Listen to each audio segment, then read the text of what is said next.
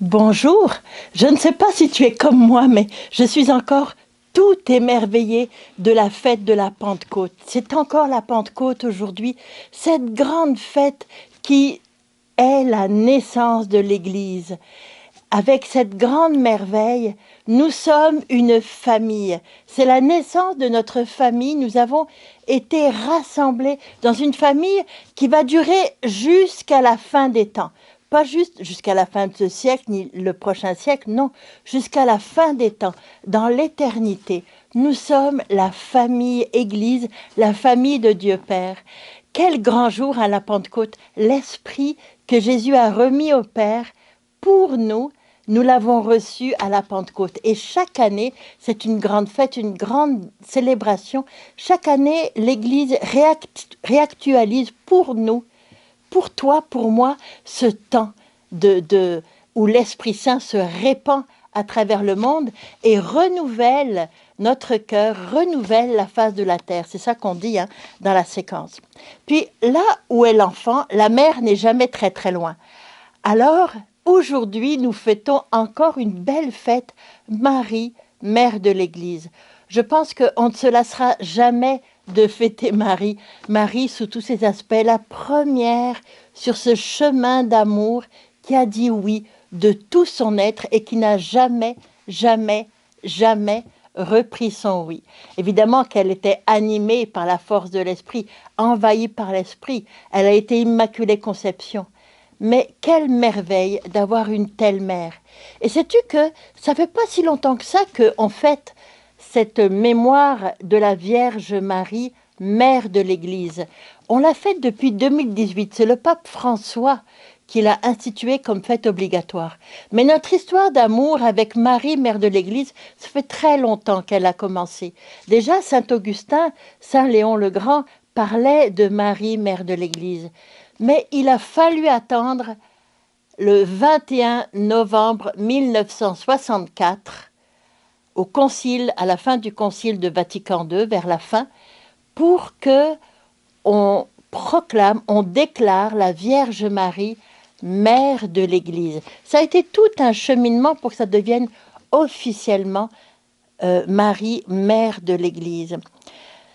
Jean-Paul II, en 75, pas Jean-Paul II, mais le Saint-Siège a, a créé une messe votive, a proposé une messe votive en l'honneur de la Vierge Marie. Mais ce n'est pas encore la fête officielle, il a fallu attendre 2018. Et Jean-Paul II, il invitait en 1980, il invitait tous les fidèles catholiques à vénérer tendrement Marie comme mère de l'Église. Moi, je trouve ça tellement, tellement extraordinaire. Puis, je pourrais t'en dire, mais je préfère te dire ce que l'Église dit de sa mère. Dans la préface de la Vierge Marie, mère de l'Église, écoute ce qui a été dit. Quand nous célébrons la Vierge Marie, Père très saint, c'est à toi que s'adressent nos louanges. Nos louanges ne s'arrêtent jamais à Marie, mais Marie les remet au Père, toujours. Et la préface continue en disant « En accueillant ton Verbe dans un cœur immaculé, dans son cœur immaculé, elle a mérité de concevoir dans son sein virginal. En donnant le jour à son Créateur, elle veillait déjà sur les débuts de l'Église. En revenant au pied de la croix, en recevant au pied de la croix le testament du Dieu d'amour, elle accueillait comme ses fils tous les hommes.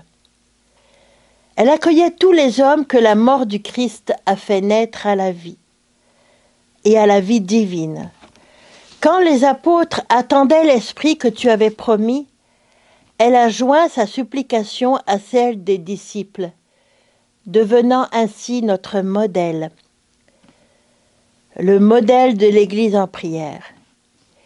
Élevée dans la gloire du Père, elle accompagne et protège de son amour maternel l'Église en marche vers la patrie, jusqu'au jour où le Seigneur viendra dans sa gloire. C'est magnifique, hein? C'est toute l'histoire de Marie. Et Marie, elle est tout cela. Mais Marie, elle est avant tout une mère. Et qu'est-ce que fait une mère? Une mère aime. Marie, mère de l'Église, ça veut dire Marie qui connaît chacun de ses enfants. Il n'y a pas un enfant pour remplacer un autre. Chaque enfant est aimé personnellement, il a une place unique. Il est aimé d'un amour unique, différent de celui de son frère. Alors Marie t'aime et c'est la première chose à accueillir dans cette fête, que Marie t'aime parce que tu es devenu son enfant. Elle t'aime d'un amour privilégié.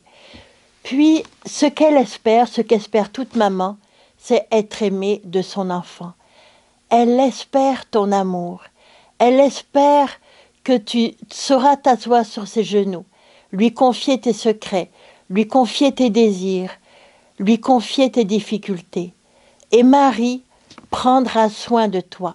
Mais Marie aussi aime rassembler tous ses enfants. Elle aime que tous ses enfants s'aiment entre eux. Elle aime l'unité entre ses enfants. Et c'est ce que Marie fait. Marie va créer, va favoriser, va nous amener à vivre une unité profonde. Ce désir de Jésus qu'il soit un Père comme toi et moi, Marie va essayer de le réaliser dans notre vie. Si tu as des problèmes dans ta famille d'unité, si tu as des problèmes en toi-même pour être unifié dans ton cœur, dans ton âme, même dans ton corps, si des fois tu te sens loin de Dieu, confie-toi à Marie. Elle saura te mener sur ce chemin de l'unité.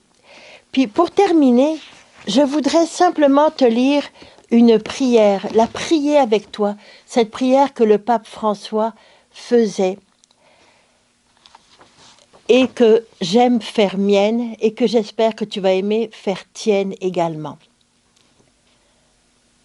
Ô Mère, aide notre foi, ouvre notre écoute à la parole pour que nous reconnaissions la voix de Dieu et son appel.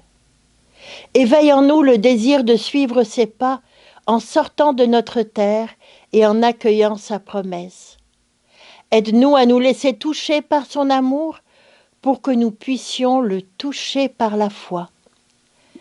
Aide-nous à nous confier pleinement à lui, à croire en son amour, surtout dans les moments de tribulation et de croix, quand notre foi est appelée à mûrir. Maman, sème dans notre foi la joie du ressuscité. Rappelle-nous que celui qui croit n'est jamais seul. Enseigne-nous à regarder avec les yeux de Jésus pour qu'il soit lumière sur notre chemin et que cette lumière de la foi grandisse toujours en nous jusqu'à ce qu'arrive ce jour sans couchant qui est le Christ lui-même, ton Fils, notre Seigneur. Alors c'est avec cette belle prière que je te laisse en compagnie de Jésus. Au revoir et à demain.